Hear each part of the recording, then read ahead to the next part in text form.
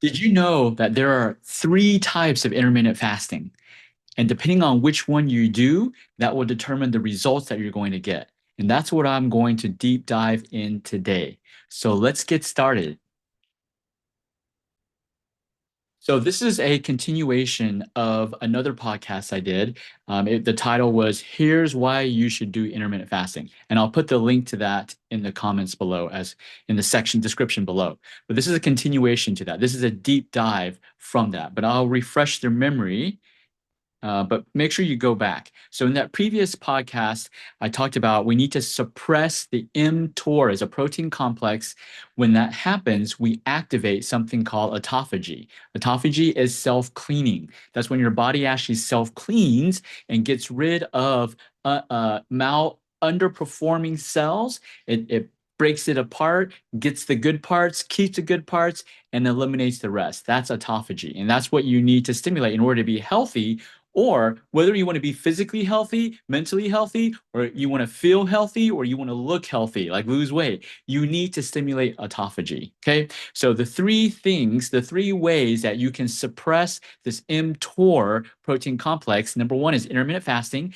Number two is caloric restriction, low protein diet. Number three is exercise. So today based on the comments that were in the on the podcast, people wanted me to do a deep dive on all three. So today I'm going to do a deeper dive. It can go even deeper on intermittent fasting. So did you know there are actually three types of intermittent fasting? So let me explain to you what that actually means. So we first, I'm going to share with you what something that we do in our practice, because we focus on restorative longevity. So this is I'm gonna kind of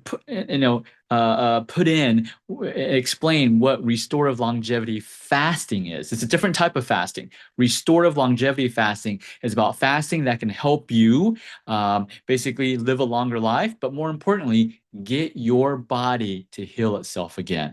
Get your body to do it by itself again, to live a longer life and a higher quality of life, not a short quality of life. Okay. But let's get into intermittent fasting. Intermittent fasting, I'm just using this terminology because that's what everybody's used to. But we need to really understand the definition of what intermittent fasting is.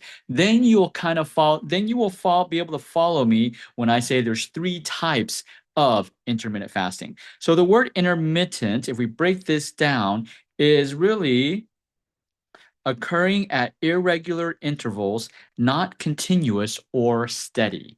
Okay. So that, what does that mean? That means you don't do it 24/7. You're not doing all the time. So you may do it for a few weeks, a few months, and then you stop. Okay. That's what intermittent means. Now, what does the word fasting mean? Fasting means abstain from all or some kinds of food or drink. So that means abstain means you're not eating it or drinking it. You're stopping eating, okay? That either all food or some foods, okay? So that's intermittent. Intermittent is more about time. Fasting is more about food and drink, okay? So if we understand this definition of intermittent fasting, then we can start looking at what are the three types of intermittent fasting. Okay. And many of you probably have never heard of this explained this way. Okay. But this is the reason why we get so good results in our clinic. Okay. So again, I'm not just regurgitating information to you that I read somewhere, that some research told me. This is what we do in our clinic that has helped thousands of patients. Okay. So the question now we should be asking is, what can we abstain from? Well, we can abstain. What can we stop doing, right? Abstain means stop doing. We can abstain from the amount of food eaten. So how much we eat, we can control that, right? That could be a type of intermittent fasting. The amount of food. Number two is the type of food that is eaten. We can also abstain from that, right? So abstaining from eating meat, peanuts, the legumes, right?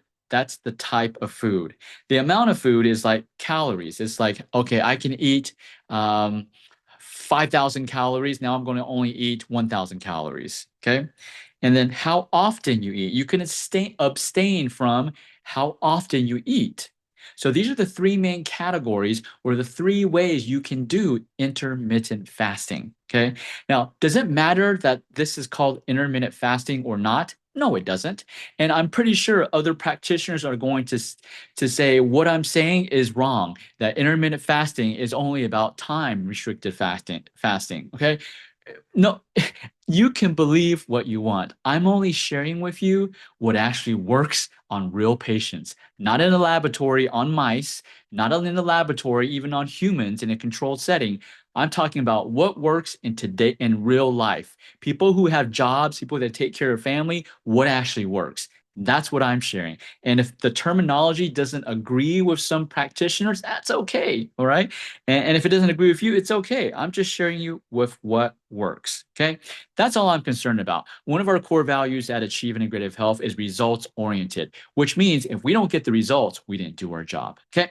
So, I broke down those three categories, right? So the first one is how much you eat. How much you eat can also be named caloric fasting or CF. So caloric fasting, calories, right? You decrease the amount of calories. That's one type of intermittent fasting. A second type is dietary fasting. Dietary fasting is food, what type of food you eat. You can stop eating vegetables. You can stop eating fat. You can stop eating meat, right? And the last one is time fasting. Time is how often you eat. Maybe you only eat one meal a day, right? And for the whole day, that's time fasting. You only eat one time, right? So if we talk about, from the caloric fasting, I'm going to go into in detail, like what does it actually mean? Okay. And then you can see which one is best for you right now. Okay. And I'm going to get to that because the next question you're going to ask is probably, okay, so which one do I do? And, which is good? What's the pros and cons? And what's the benefit? What's the downside, the side effects, right? I'm going to get into all that. Okay. But let's get into the definition. So calories, right? Calories in the caloric fasting, intermittent fasting, you're eating less every day. Okay. You're eating less in the caloric fasting. The type of intermittent fasting you're doing, if you're doing option number one, which is caloric fasting, you're eating less every day. Okay. And dietary, there's no limit. Now I'm only going down this row, this column first. Okay, so I don't want to intermingle everything else. So let me actually, no, I'll just keep it like this. So next, dietary. So in the caloric fasting method, you eat less every day. But are you limited to what you can eat and not eat? No. You can eat whatever you want. Okay. There's no limit. No limit on what you can eat. Okay. Are you restricted on what time you can eat? No. You can eat whenever you want. Okay. There's no restriction on time or food. However, the food you have to make sure stays within the number of calories that you can only eat. Okay, so that is caloric fasting. Now let's go to, let's see if I can just delete some of this. Delete some of this. All right, let's come to dietary fasting. Okay, so what can you, when you're doing dietary fasting, are you limited to how many calories, like how much can you eat? No, no limit. You can eat however much you want. Okay, now, are you limited to what you can eat? Yes. Okay. So you're limited to the intake of specific food or food group. Now, this may mean maybe you are going vegetarian, no meat. So you can't eat meat. So that's what dietary fasting means. It means you're picking a food category or a specific food. Maybe you are trying to figure out which foods you're sensitive to. There's another terminology called elimination diet. Okay, there's all these terminologies. Do you really need to understand the terminology or be strict with terminology? No. Okay.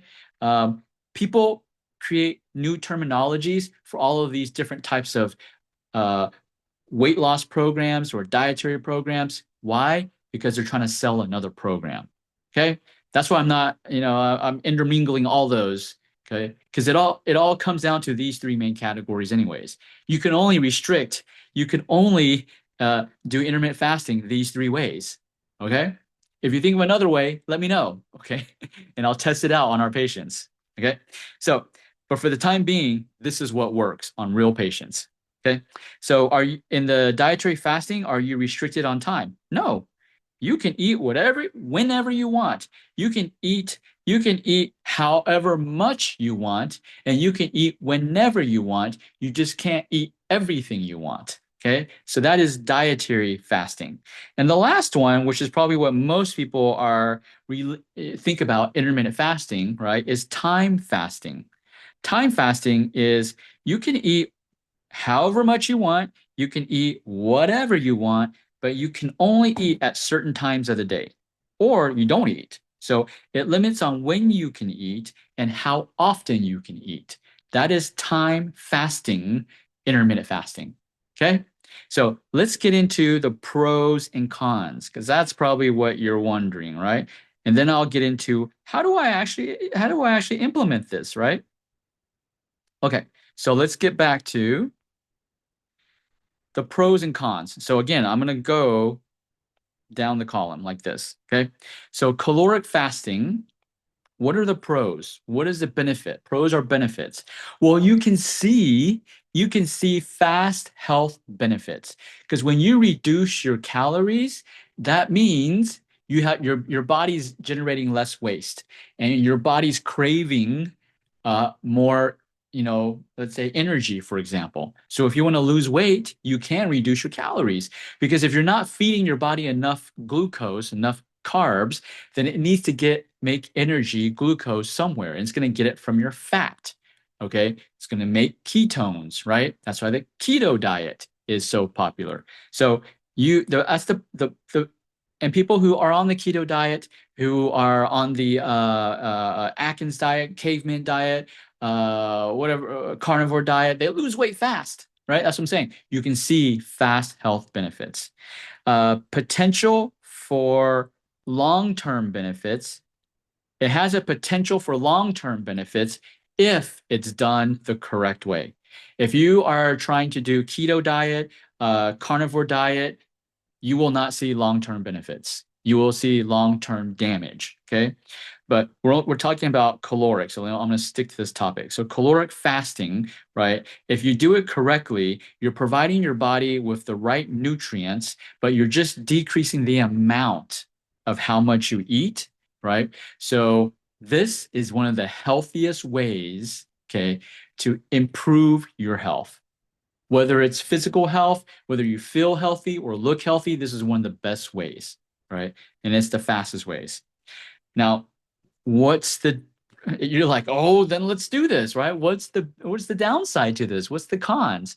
Well, it's also one of the hardest ones to execute, because you got to count calories, right? You have to count calories for everything. You got to get one of those apps that count calories. You got to count your calories every day. You got to watch what you eat. It gets tiring. You may be motivated the first week, but after the first week, you're like, oh man, oh, I forgot. Oh, it doesn't matter. You just get lazy. It's hard. Okay. It's hard to be perfect. And if you're not perfect, it won't work. You won't see the fast health benefits. Okay. Like I said, it requires a lot of work.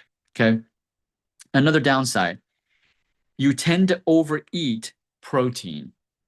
And that's why people doing the carnivore diet, keto diet, you overeat protein. And that long term, short term has many good benefits, right? Short term, there's many research that shows lots of benefit. I don't agree with them, but the research does show that, okay? Because I don't see that in our patients, regardless of what the research shows. The research is done on lab animals, and even if it's done on humans, it's done in a controlled environment. It's not done on people who have to live lives, okay? That's what I call clinical research. So people on this caloric fasting, they tend to overeat protein, and I already said that short-term benefits when it's done wrong. So if you focus on keto and carnivore and you're doing caloric fasting, you're going to see short-term benefits, but long-term, it's damaging your health. Okay.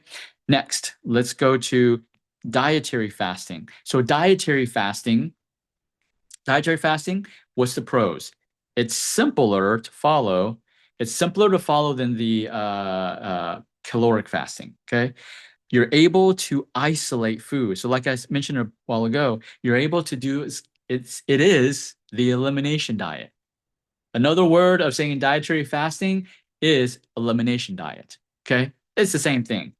Um, and people do this, and we've done this with, especially with patients who have Hashimoto's, okay, thyroid autoimmune disease, or any type of autoimmune disease, because their autoimmune disease means their body's attacking itself. Well, some foods, okay, mimic our bodies and trigger the body to attack itself. Gluten is one, for example. Okay, so very good if you want to figure out which food is actually causing an inflammatory response to your body. You can do this dietary fasting, right? Because you can eliminate one thing. You can eliminate many foods all at once and then reintroduce them one at a time. We've done that in our clinic for specific patients. It absolutely works. Okay, so what's the downside? Well, it takes more time to see health benefits, especially if you're doing one at a time, one food, eliminating one food at a time. It takes a long time, right? And you have to be disciplined to get through it. Okay, it's easy to overeat, right? Because you're only limited on what you can't eat, but you're not limited to how much you can eat, right? So this is why I put right here. This is why vegans and vegetarians can still get obese, right? Because we have the misconception that if you're vegan and vegetarian, you're like skinny like bones, right? That's not the case. You look at vegetarians and vegans around, a lot of them are overweight and obese. Okay. Why is that? Because they overeat, right? They overeat what? They overeat carbs. So let's say they don't eat meat, right? Meat is inflammatory, but they replace that inflammatory stuff, meat, with another inflammatory stuff, sugar or carbs. I consider carbs simple carbs. Let me preface that. Simple carbs and sugar are almost the exact same thing. I consider them the same thing. Okay. Complex carbs are different. So a lot of vegans and vegetarians eat a lot of bread, right? That's why they get obese. And they're doing dietary fasting, but they're eating a lot of bread, rice. They're eating a lot of rice, noodles, right? And so it's like they're eliminating one poison and putting in another poison, right? That's why they're not healthy either. Okay. And this could also lead to nutrient deficiency, protein, because if they're not eating the vegans and vegetarians, if they're not eating animal protein, they are not getting enough iron. They're not getting enough protein, animal protein. Animal protein, our bodies do need, okay, a little, but very tiny amounts, right? Actually, if those of y'all who read the Bible, the Garden of Eden actually did not have animals first, okay? But can people live on a vegetarian diet and be healthy? Absolutely. It's difficult, but absolutely. Okay. They would have to eat a ton, right? See, they're not limited by how much they can eat. They can eat a ton of stuff that can increase the protein, but it's hard to get what's called hemoglobin. Heme is part of hemoglobin, which is the taxi for our oxygen. That is plentiful. Heme is plentiful in animal protein, not in plant protein. Okay, so pros and cons. And last, we come to time fasting, intermittent fasting. So the pros of this, it's simple to follow. And this is what most people think intermittent fasting is: time, right? It decreases insulin surges because every time you eat, insulin goes up. So if you're not eating, guess what? Insulin's not going up. And why is that important? Because when insulin goes up, aging increases. Like you get older, aging, it increases. Inflammation increases. Okay. And also insulin causes you to get fat. The more surges of insulin you have, the more fat you become. Okay. Another pro for time fasting, it can reverse your diabetes. Okay. You can see health benefits the fastest. This is out of all three of these, you can see the benefits the fastest with time fasting because you're depriving your body of nutrition. So your body, most of us, even some of us who may seem and look fit, we carry a lot of toxins, right? And so when we are fasting, so remember, we're going back to I'll come back, okay? Remember what I was telling you about the mTOR. When we are fasting, when we're starving our bodies of nutrition, it's going to self-clean, autophagy. Okay? So just a reminder of that. That's why time fasting is so good for our health. Okay? Uh, what's the cons? It's also easy to overeat. Oops. It's also very easy to overeat. Like in the Muslim religion, they have this period of called Ramadan, and where they fast. They fast the whole day and then they eat one meal, I think at night. I may be wrong, but I know they eat one meal. The problem is they just gorge. Many, I've seen friends, they just gorge. Like gorge, I mean, they just eat that one meal, they stuff themselves full. So because they know they can't eat for the rest of the day. That is the reason why time fasting will fail you. Because if you do that, this is why people who do intermittent fasting and say, oh, it didn't work. Well, it's because when they finally started eating, they hit the carbs, they hit the animal protein, right? Really, you should hit the vegetarian first when you get back, right? But that's one of the downsides. Another one, people tend to get weak, headaches, dizziness, insulin surges, insulin increases if done incorrectly. He's like, what? I thought you said up here insulin decreases, right? Right? And why would fasting increase my insulin? Well, it's because of this. You overeat. People who intermittent fasting works for everybody. Everybody. I mean, sorry, I said the wrong term.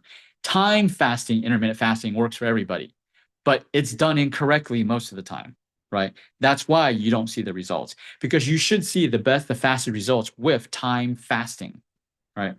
It could lead to nutrients deficiency.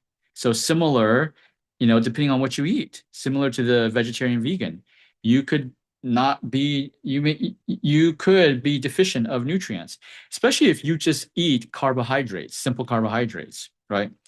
So this is the pros and cons of the three types of intermittent fasting: caloric fasting, dietary fasting, time fasting. Now, I mentioned up here restorative longevity fasting. Restorative longevity, restorative longevity fasting is what we do in our clinic for our patients. It is a combination of all three. So I kind of gave you the answer because you're probably wondering which one is the healthiest. None of them by themselves is the healthiest. All three, the combination of the three of them is the best. Okay. And so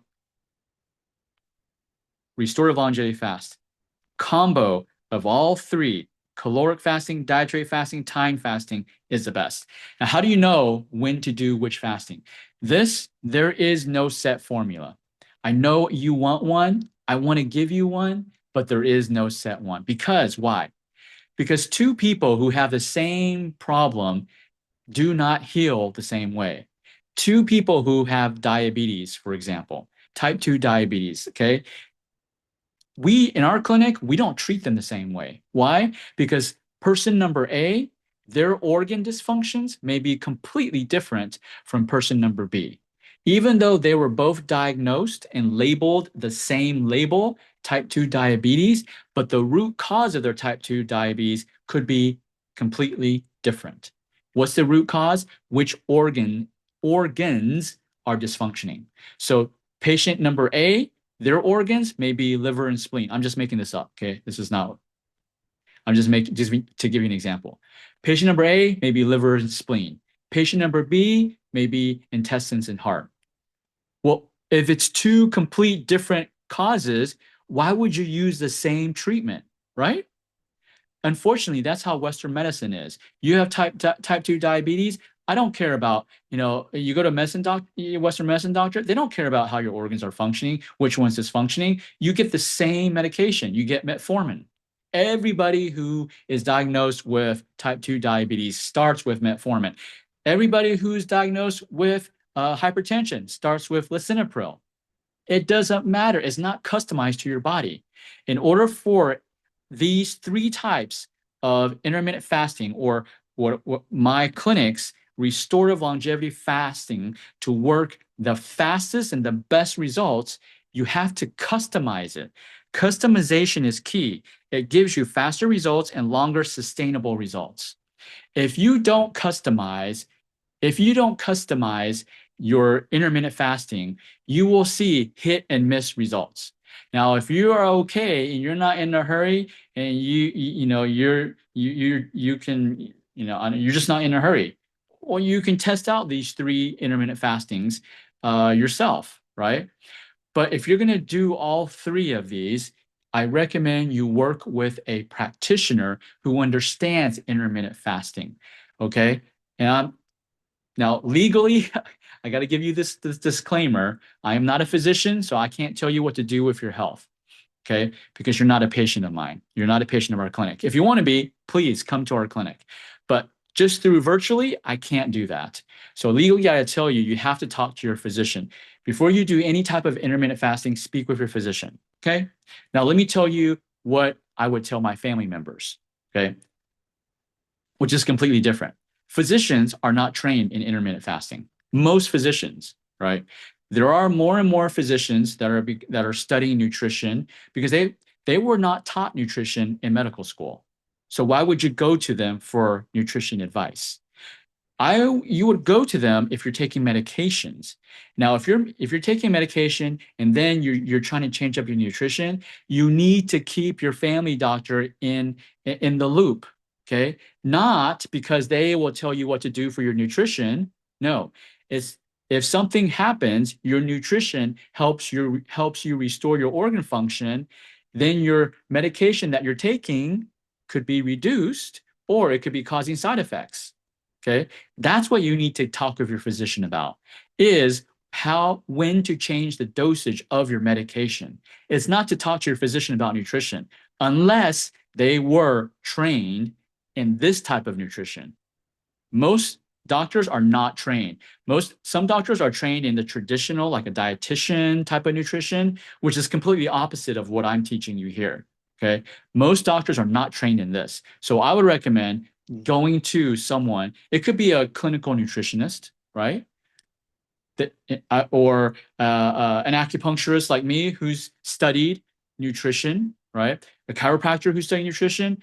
But it could also be a physician that's studying nutrition. But just make sure that person actually treats patients, live patients, not just do clinical studies. I mean, not just to do research. They actually treat patients. That's important. So I'll summarize. Don't just implement any of these, okay, by yourself. Keep your physician, your physician, in the loop, so they can help you if something goes wrong. Because if you're taking a lot of medications, or if you have some chronic health disorders, you're going to get some side effects. It's not from this, it's from those other stuff that you're doing, okay? So you got to keep them in the loop, okay? So hopefully this helps. If you want me to go into more detail about how to implement all these 3: caloric fasting, dietary fasting, time fasting. If you want me to go into more detail, I need you to put it in the comments below. If you don't put it in the comments below, then I'm not going to go over it. Then that's telling me you're not interested. Okay. And then for the next episode, I'm going to return back to, the 3 ways. Remember the 3 ways to activate autophagy, right? And to suppress the mTOR protein complex. One was intermittent fasting. Number 2 was caloric restriction, low protein diet. And number 3 was exercise. I'm going to address number 2 and number 3 in follow episodes, right? Make sure you hit the subscribe button and get your friends and family members to subscribe as well.